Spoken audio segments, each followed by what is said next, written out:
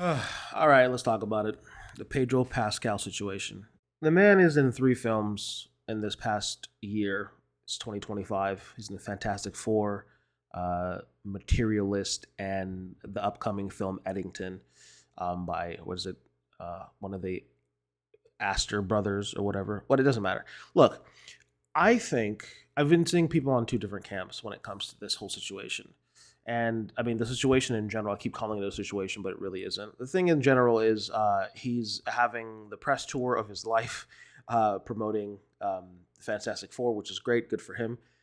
Look, I don't think that most people would think that Pedro Pascal is a bad actor. I think he's a pretty solid actor. He was pretty good in his guest star in Game of Thrones.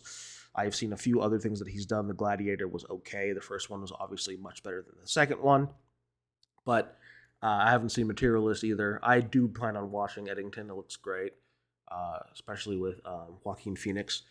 But I think that the press tour has been kind of controversial, quote unquote, because of obviously his anxiety that he has and him having to, cling on to his co-stars or whatever. That's a separate thing. I think if you are in the world of theater, the world of actors, the world of performance, you know how touchy feely people can be. Everyone wants to be so in tune with their emotions, or they want to maybe put on the guise of being in tune with their emotions because you're an actor, right? You're supposed to be able to feel things intensely or very, very deeply.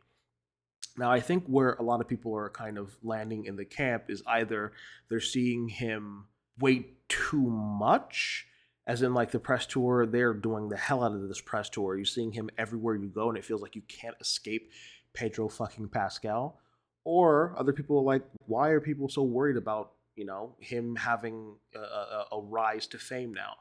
I've been kind of in the middle of this, and I've been having conversations with people around me, and I think I would like to give my 2 cents about it. Nobody cares, but you know what? I do. So I'd like to talk about it just quickly. I think in the 1980s and like the 1990s, before the turn of the century, the early 2000s, I think because of the rise of the internet, we had something called a movie star. Celebrity was different than what it is now. Today, with the ubiquitousness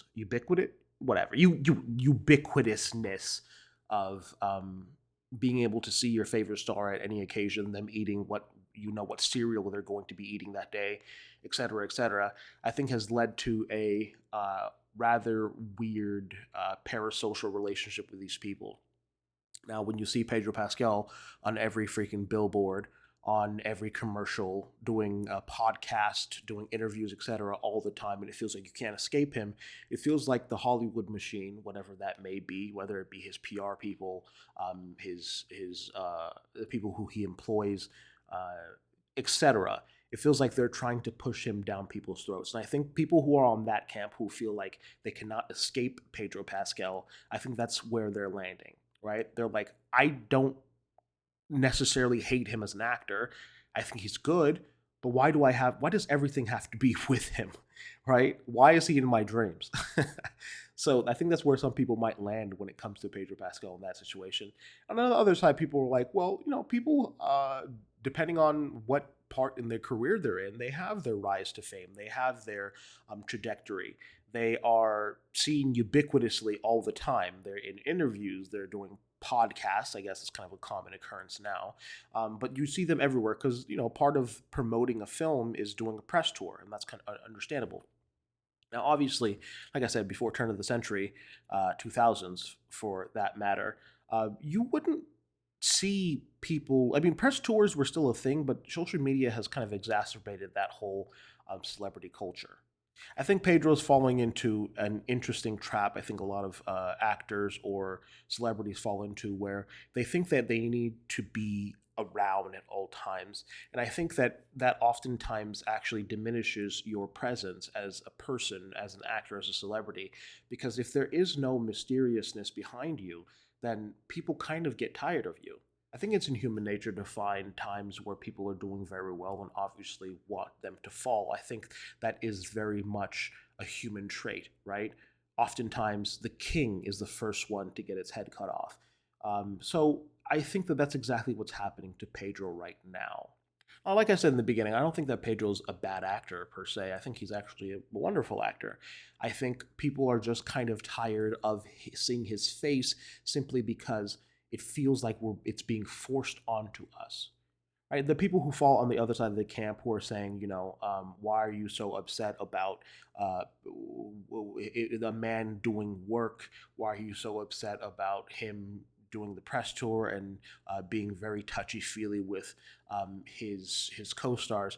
They also have a point, right? Like I said, if depending on where you land in that camp, you can understand why actors or artists or whoever may be happen to be very touchy feely.